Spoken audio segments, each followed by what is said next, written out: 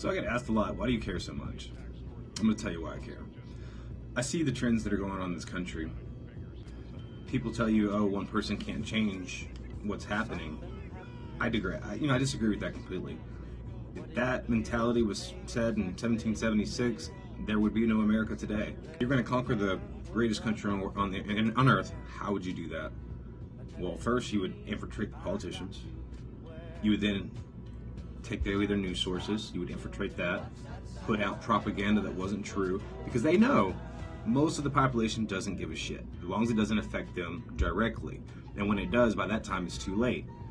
You would then tap into the military, get at their highest levels. Anybody who opposes you, you would separate them. Understand white get rage? them out of the military. And I'm white. You would create a natural disaster, something that you could blame on the opposition about how he fatally dangerous lies about how I'm masks. better, how this is the option. Wouldn't come if the United It's not States had all providing the military perfect that you could wipe protection off the that map. people think You have that it is. to destroy it within. Come on, You have to man. make the people, half the people believe, the other half are crazy.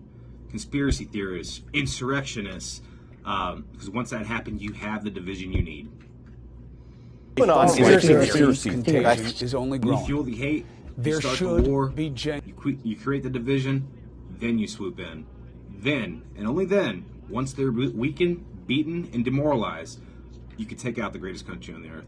And that's what critical race theory, no one believes that shit. It's only to create division, to say something so fucking extreme to piss the other side off, to make the other side hate each other. You know, this tactic is nothing new. When they say history repeats itself over and over again, just most people are not intelligent enough to see it.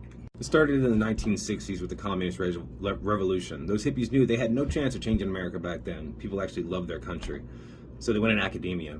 Those same hippies that spit on troops coming home, doesn't that sound familiar? Their lack of patriotism, lack of love for the country? They're the ones teaching your kids to hate this country. They're the ones teaching your kids that America is systemic racist. I'm sorry, there would never have been a black president if that was true. Think about that. Also, something I would keep an eye on is this meeting that Biden is having in the UN.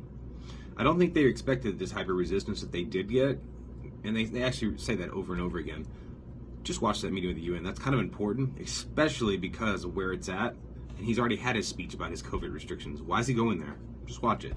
Last but not least, the most important thing and what they do, control the flow of social media and all the information that's passed out.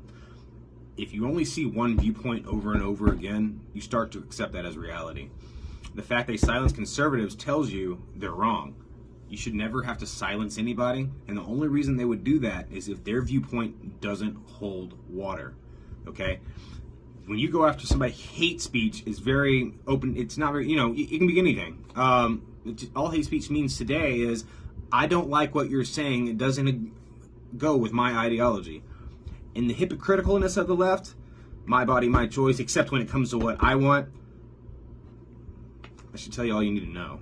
It's all division, it's all control flow of information, and to make the other person look like a psycho. The majority of the population will accept that.